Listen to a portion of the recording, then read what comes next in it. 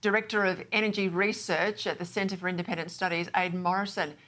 Aidan, thank you for your time. I mean, this is sort of, grand final day for someone like you, given all of your understanding of emissions reduction and nuclear power and all of this climate policy. Just at a high level, what did you make of the analysis behind the targets, the missing costings from the paperwork, and I guess the government's constant reiteration in that press conference that we are way above the rest of the world in terms of our ambitions, as if that's something a good thing?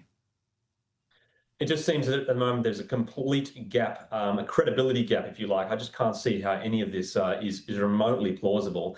At the moment, we're nowhere near reaching our 2030 targets. Basically, the rollout of renewable energy has pretty much stalled.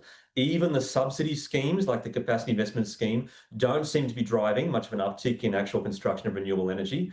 The Bush is firmly against it. We're less than half, probably less than a third of the way towards where we need to be to reach 2030 targets.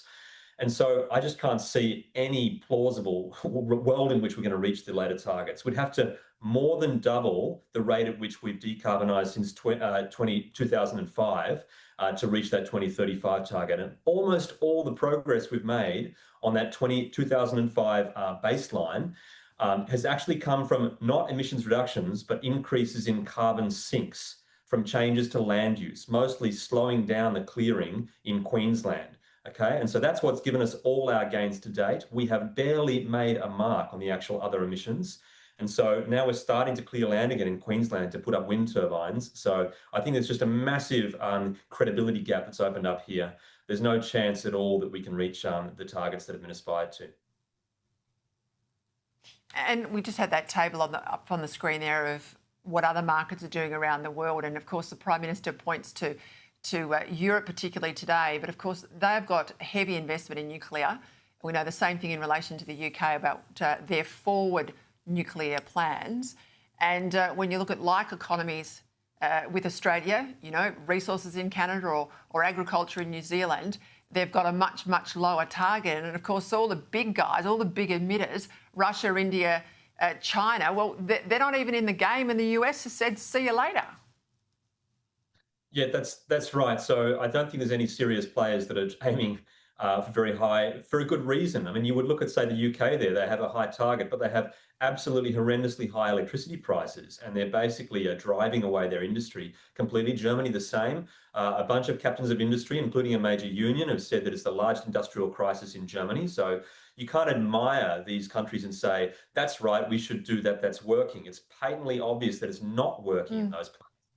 And yet we're saying that we should be ambitious like that. They've got economic destruction happening there. We should not be aspiring for the same thing. So nowhere in that document today do they tell us how much this is going to cost Australia, despite all the resources of Treasury. And this has been the story of the government now for a term and a half. I did laugh at the Treasurer today in that press conference. He kept reiterating that the cost of inaction is catastrophic, and he went through all of these examples. Well, how do they know what the cost of inaction is if they haven't even tallied up the cost of action? That's exactly right. And again, this credibility gap is just enormous now, because this document has basically said we've done a detailed economic analysis. Actually, wait for it. They didn't do a detailed economic analysis, the Climate Change Authority. They commissioned Australia's science agency, not an economic agency. They commissioned the CSIRO to do the heavy lifting for their analysis. Now, the CSIRO has not, so far as I can tell, released that document. I've gone looking for it today and I can't find it anywhere.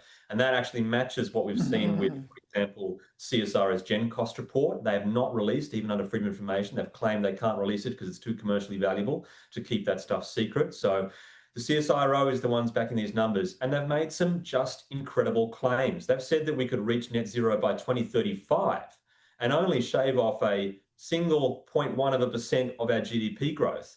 And that GDP growth rate is actually higher than what we had in the last year. So they're essentially saying that we can hit net zero by 2035. I just think that analysis, when we see it, will be absolutely away with the fairies. And it's disgraceful they have not released it on the same day so that we can actually analyse that and pull it apart. I tell you what, it just came to me as I'm sitting here thinking, what the heck would I do if I was back in the PM's office? Or actually, I was in opposition leader's office. I'd be running an election promise on a royal commission into all of this detail, and I would put every single document out there for public consumption and let all the experts and analysts tear them apart, because I think the cover-up and the secrecy around all of this stuff for the last 15 years is extraordinary. I mean, this claim today that follow this plan and we'll reduce power prices by 13%. That has been said by Labor now for about 20 years. Now, correct me if I'm wrong, but the only time power prices have dropped at all in the last 20 years is when Tony Abbott scrapped the carbon tax. They dropped by 10%. Now, that's the truth. Yeah, I think that is right. But I think it's even worse than that. I absolutely agree with you, a call for a potential royal commission, because that number that you've cited there, that 13% claim, it came from a report from the Market Commission, and the Market Commission had actually stopped doing that report, the Residential Electricity Price Trends report, as soon as Labor took office. It was something they'd been commissioned to do. They have a proper terms of reference, and the ministers had asked them to do that. And it used to be an excellent and very valuable document. It would anchor itself in a current year, project forward exactly 3 years, breaking down all the different cost components that make up your bill. And they stopped as soon as Labor took office. Their excuse was the Ukraine war. A year later, they used more or less the same excuse and stopped that report. When they restarted it, they've created it completely differently, and it's turned into a piece of fan fiction, honestly, for the ISP and Labor's policy. And they're creating this policy now saying that they think that they will be able to have 13% off. It's based on some absolutely ludicrous assumptions, like that consumers will keep buying EVs and batteries and solar panels, never expecting a return on those assets. So they're basically assuming that consumers will buy all that stuff for free. They're assuming that hydro will bid into the grid at between $7 and $20 a megawatt hour, when in reality they exercise their market power to bid in at $150 or $200 a megawatt hour. So that is an absolutely horrendous document. 3 years ago, it was a brilliant document. So we should be asking, we should be deep diving, what has happened that our trusted institutions have started producing nonsense, when in fact they used to be producing quality work to falsify these claims that this is going to somehow push electricity prices down, when frankly it never has and never will. Keep it up, Aidan, keep it up. You've got to hold them to account. We've got to keep fighting this fight all the way through to the end. I'll leave it there. Thank you.